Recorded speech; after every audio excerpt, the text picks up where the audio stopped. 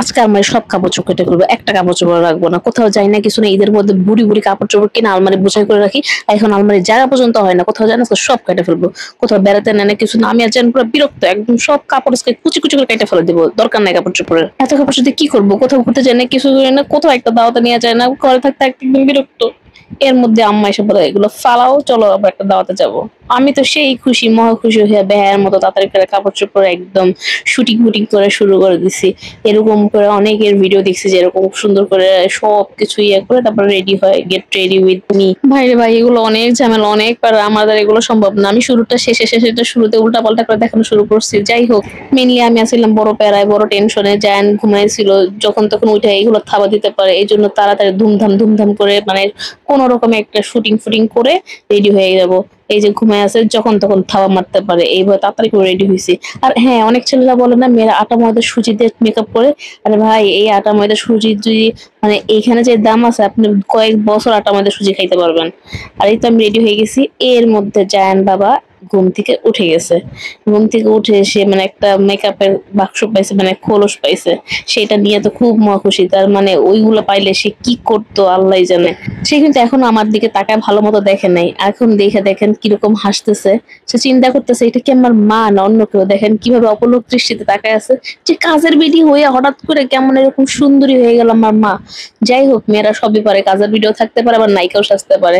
এখন okay ready বেডি করে খাওয়া দাওয়া করে আমরা দুমদাম রওনা হয়ে গেছি। আর ভাই, ঢাকা শহরের রাস্তা জ্যাম পাবেন না এটা তো হতেই পারে না। তার উপর আমরা আবার থাকি মোহাম্মদপুরে, বুঝেন নাই ব্যাপারটা, এখানকার ভাবসাবই আলাদা। সবকিছুতে জ্যাম জট লেগেই থাকবে, মারামারি কোপাকুপি লেগেই থাকবে, মাস্তানি এলাকা। যাই হোক, খারাপ ভালো সব জায়গায় আছে। জায়ান এদিকটা দেখতেছিল কতক্ষণ আমরা আসবো, কোথায় লোকেশন খুঁজতেছিল, খুঁজতে খুঁজতে সে হাঁপাই গেছে।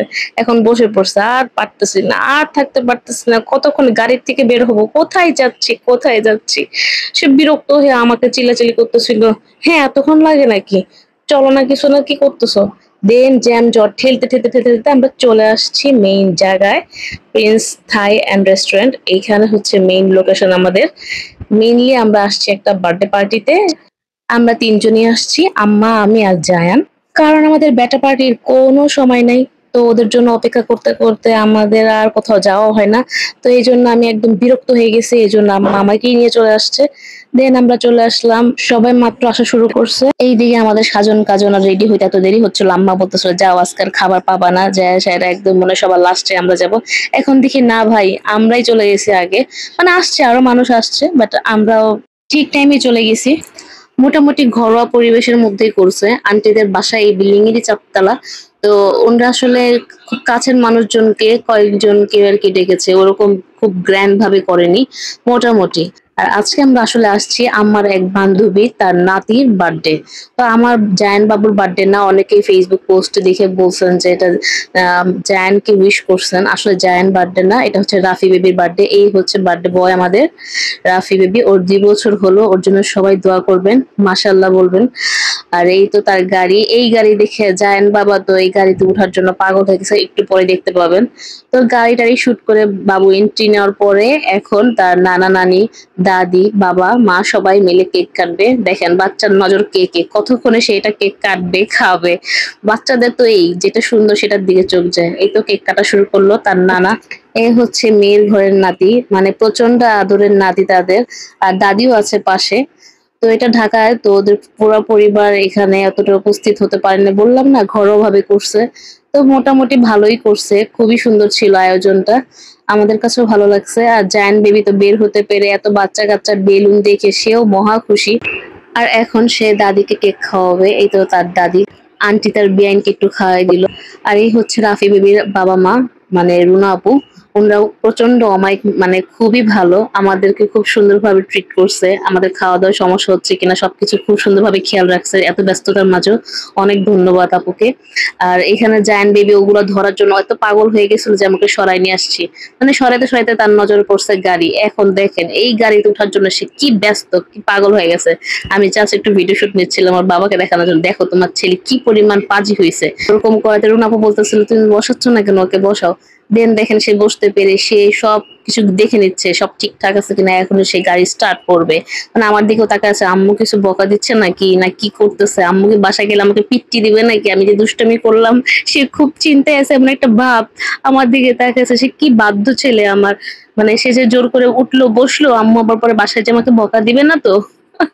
সেই সবকিছু দেখতেছে, আবার ফুল টুল ধরতেছে, আবার গাড়িও চালাচ্ছে। এইটা সে খুব ভালো ঘোরাতে পারে। মানে আর বাবা যখন ড্রাইভ করে তখন এসে এখানে স্টিয়ারিংটা ঘোরায়। তো ছোটবেলা থেকে সে আর কিছু শিখুক না শিখুক, এই গোলটা ঘোরানোটা খুব সুন্দর শিখছে। আবার দেখতেছিল এত সুন্দর ফুল টুল কেন, সে তো বাবুল্যান্ডে যে খেলে তখন তো এই গাড়িগুলোর মধ্যে এরকম ফুল থাকে না। মানে তার কাছে সবকিছু মানে নতুন লাগতেছে। সে প্রথম এই বার্থডে পার্টিতে আসছে, এর আগে তো কোনো প্রোগ্রামে এরকম ডেকোরেশনে যায়নি। এখন দেখেন সে আসবে না, এদিক দিয়ে ওর দাদি ডাকতেছে আমাকে খাওয়ার জন্য, ওইদিকে সে সিট ধরে বসে আছে যে সবাই বসে পড়তেছে তাড়াতাড়ি আসো। এদিক দিয়ে তার নাতি উঠবেই না, এই দেখেন আমার হাত ছেড়ে দিচ্ছে, উঠবে না তো উঠবেই না, সে চিল্লাচ্ছে আমার দিকে, মানে উঠবে না। লাস্টে তাকে জোর করে উঠায় নিয়ে আসছে, তার মনটা খুবই খারাপ।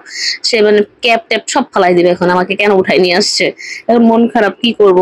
এখন আমাদের খাওয়ার পালা, দাওয়াতে আসছি অ্যাজ ইউজুয়াল, মানে রোস্ট, পোলাও, গরুর মাংস, সবজি এগুলো ছিল। এই দেখেন বাচ্চার মাদের খাওয়ার সিস্টেম দেখছেন, এরকম কার্টুন দেখায় তারপর খাইতে হয়। ওকে কোনো খাবার দাবার খাওয়াই নাই, দেখেন এই জন্য আমার ব্যাগ খাওয়া শুরু করছে। আর যে কোনো অনুষ্ঠানে গেলে আমার নজর থাকে গিফটের দিকে, মানে গিফট পাইতে কার না ভালো লাগে ভাই, বুড়া থেকে বুড়া সবার ভালো লাগে। যাই হোক আজকের দিনটা খুবই মজা করলাম, আম্মা আম্মার ফ্রেন্ড সার্কেলের সাথে দেখা করে তারও খুব ভালো লাগছে। বান্ধবী মহল এমনই একটা জিনিস যে ছোট বড় যারাই, সবার কাছে বান্ধবীদের কাছে গেলে অনেক মজা লাগে। আম্মা আম্মার পরিচিত সবার সাথে দেখা করে অনেক ভালো লাগছে আমারও। তো আমাদেরও ভালো লাগছে অনেক নতুন নতুন মানুষের সাথে পরিচিত হতে পেরে। তো আজকের ব্লগটা কেমন লাগছে অবশ্যই কমেন্টসে জানাবেন। আর এত কষ্ট করে ভিডিও করি, লাইক করেন না কেন? হ্যাঁ এক্ষুনি লাইক করেন। ও হ্যাঁ, ভিডিও শুরুতে আমি যে জামাটা কাটছি ওটা আমার পুরান জামা ছিল, আমি এমনিতে ওটা ন্যাকড়া বানিয়ে ফেলতাম, একটু কাটাকাটির অ্যাক্টিং করছি যাতে আমাকে ঘুরতে নিয়ে যায়। যাই হোক অ্যাক্টিংটা কিন্তু কাজে লাগছে, আপনারাও মাঝে মধ্যে এরকম অ্যাপ্লাই করতে পারেন, কাজ হলেও কিন্তু হতে পারে। আবার হিতে বিপরীত হয়ে ভাই মাইট টাইট খালি কিন্তু আমার এখানে কোনো দোষ নাই, এখানে আমি কিন্তু ফ্রিতে টিপস দিছি। লাভ হলে যেমন আমাকে বলবেন না, তেমনি লস হলে কিন্তু বলতে আসবেন না। আজকে এই পর্যন্তই, আবার দেখা হবে নতুন কোনো ভিডিও নিয়ে। তো সেই পর্যন্ত ভালো থাকবেন, সুস্থ থাকবেন, আল্লাহ হাফেজ।